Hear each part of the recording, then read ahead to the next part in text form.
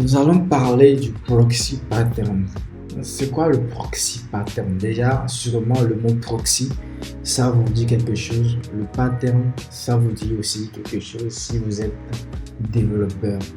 Il y a le design pattern, il y a d'autres patterns. Le proxy aussi, c'est un mot très connu dans le domaine du développement. Bon, c'est quoi le proxy pattern?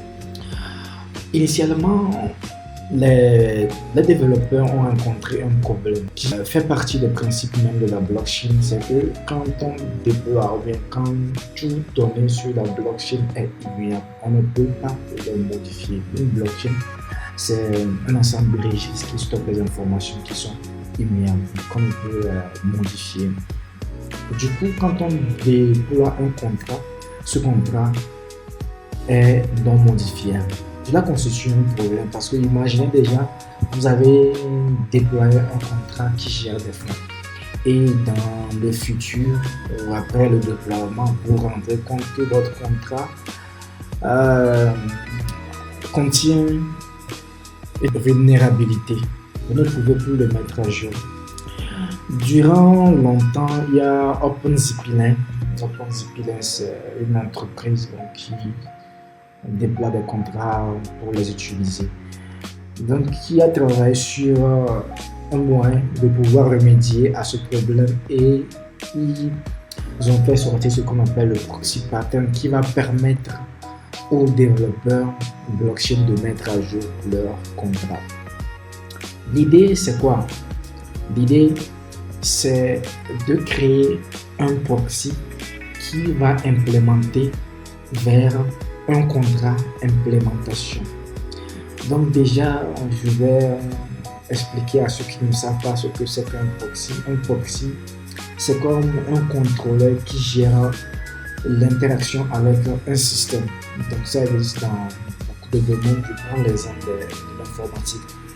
Quand il y a une connexion qui essaie d'entrer dans votre machine, dans votre PC, le proxy intercepte cette connexion et décide de laisser cette connexion effectuer des opérations sur votre machine ou pas. Donc c'est lui qui gère les données entrant, les données sortant. Donc c'est le proxy. Donc l'idée c'est quoi? C'est de créer un contrat proxy qui va gérer tout appel de l'utilisateur vers un contrat implémentation. Donc ici voilà à peu près une image. Je vous présente là une image pour vous permettre de comprendre un peu comment est-ce que cela se présente. Donc il y a un contrat proxy. C'est ce contrat avec qui vous allez interagir. Quand les utilisateurs vont utiliser votre contrat, ils vont toujours interagir avec ce contrat-là. Mais ce contrat va pointer vers ce qu'on appelle un contrat implémentation. Ce contrat implémentation, c'est lui qui contient vraiment la logique de votre contrat. Ce contrat proxy fait appel pour chaque interaction avec l'utilisateur, il fait appel avec le contrat implémentation. Et vous pouvez mettre à jour, vous pouvez déployer autant que vous voulez d'implémentation. Et à chaque déploiement, bon, l'ancien ne serait pas supprimé parce que c'est immuable sur la blockchain, mais plutôt le proxy va pointer maintenant vers un nouveau implémentation. Ça ne va plus pointer vers l'ancien, mais ça va pointer vers votre contrat qui a été mis à jour. C'est comme ça que cela fonctionne. C'est l'idée que OpenZippylink a eu. Maintenant, comment cela est possible? C'est bien de présenter, mais comment est-ce que cela arrive à être possible? Donc déjà, il faut que vous sachiez qu'en général, quand un utilisateur interagit avec un contrat, en général, si l'utilisateur fait appel à une fonction qui n'est pas supportée, il y a ce qu'on appelle un callback function qui fait un retour à l'utilisateur pour lui donner un feedback. Ça, c'est un. De deux, quand un contrat A en général délègue une certaine fonctionnalité à un autre contrat ou à une fonction, ce contrat va s'exécuter dans le contexte du contrat A. Donc, c'est quoi déjà Un contexte, c'est l'environnement d'un contrat. Si vous êtes habitué un peu avec le développement Web 2 en back-end, surtout avec Java, il y a ce qu'on appelle des servlets. Les servlets peuvent partager des informations entre eux.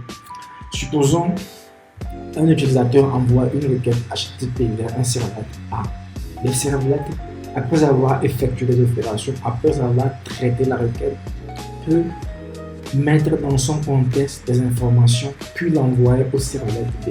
Et le servlet aura accès aux informations qui sont disponibles dans le contexte. Donc, plusieurs servlets peuvent partager des informations entre eux. Donc, c'est exactement la même chose ici. Quand un contrat A délègue une certaine fonction à un contrat B, le contrat va s'exécuter dans le contexte du contrat A. L'environnement, les données, les variables, tout va être utilisé par le contrat B. Donc, c'est sur ces deux principes que va tirer profit le proxy pattern. Quand l'utilisateur interagit avec le proxy va déléguer l'interaction avec le contrat implémentation et ce dernier va s'exécuter dans le contexte du contrat proxy. Donc, vous avez compris. C'est comme si vous interagissez avec une entreprise pour passer une commande. Vous passez par le service clientèle et le clientèle va passer la commande au service de livraison. Le service de livraison va exécuter, va effectuer votre opération dans le contexte que va fournir le service clientèle. Les données que vous avez fait passer au service clientèle, ces données seront transmises au service de livraison qui va vous les fournir. Si je peux expliquer ça de certaine manière que vous puissiez comprendre, c'est comme ça que cela fonctionne. Donc c'est à peu près ça le proxy pattern qui a été développé par OpenZP pour permettre aux développeurs de mettre à jour leur contrat afin de pouvoir l'améliorer, afin de pouvoir le rendre plus performant, plus optimal. Donc voilà, ici j'ai présenté un peu comment est-ce que le proxy pattern fonctionne. Mais bon, il est évident que j'ai pas tout partagé ici.